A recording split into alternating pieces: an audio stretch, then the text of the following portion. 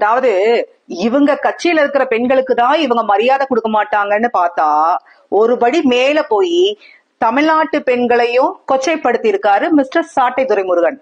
அவர் போட்ட பதிவு என்னன்னா, மாணவர்களுக்கு 1000 ரூபாய், மாணவிகளுக்கும் 1000 ரூபாய், அடுத்தது என்ன போடணும், மகளிர்களுக்கு 1000 ரூபான்னு போட்டிருக்கலாம், இல்ல பெண்களுக்கு 1000 ரூபான்னு போட்டிருக்கலாம்.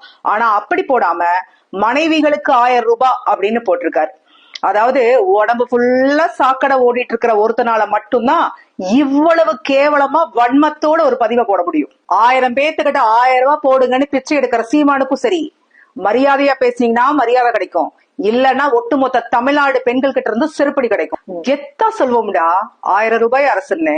திருநிதி பிச்சையில ரெமி மார்டின் சரக்கு வாங்கி குடிக்கிறவனுக்கும் அப்பாவி பொம்பளை பிள்ளைகளை காதலிக்கிறோன்னு பேரை சொல்லி ஆஸ்பத்திரியில கூட்டிட்டு போய் கருக்கலைப்பு செய்யற பொறுகிகளுக்கும் 1000 ரூபாயோட அருமை தெரியாதுடா.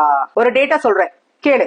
நகர்ப்புறத்துல வசிக்கக்கூடிய ஒரு நபரோட வருமானம் 1407 ரூபாய்க்கு குறைவா இருந்துச்சுன்னா அவரு வறுமை கோட்டுக்கு கீழ் உள்ளதாக கணக்கிடப்படுகிறது. கிராமப்புற பகுதியில வசிக்கக்கூடிய ஒரு நபரோட வருமானம் 972 ரூபாய்க்கு குறைவா இருந்துச்சுன்னா அவரும் வறுமை கோட்டுக்கு கீழே கணக்கிடப்படுறாங்க. நாடு முழுவதும் வறுமை கோட்டுக்கு கீழ் வசிக்கும் மக்களின் சராசரி விகிதம் 15 விழுக்காடு. இந்தியாவிலேயே வறுமை இல்லாத மாநிலமா கேரளா முதல் இடத்துல இருக்கு. கேரளாக்கு அடுத்தது தமிழ்நாடு 2வது இடத்துல இருக்கு. இங்க வெறும் 2.2% தான் வறுமை கோட்டு மக்கள் இங்க இருக்காங்க. மாசம் 1000 ரூபாய் வாங்கக்கூடிய ஒரு குடும்ப தலைவி அரசு பள்ளியில படிக்கக்கூடிய அவங்க மகனுக்கும் மகளுக்கும் வாங்குற இந்த 1000 ரூபாய் உன்ன மாதிரி அடுத்தவங்க காசுல லட்சக்கணக்குல ஃபீஸ கட்டி இன்டர்நேஷனல் ஸ்கூல்ல பிள்ளைய படிக்க வைக்கிற அயோக்கியர்களுக்கு இது புரியாது.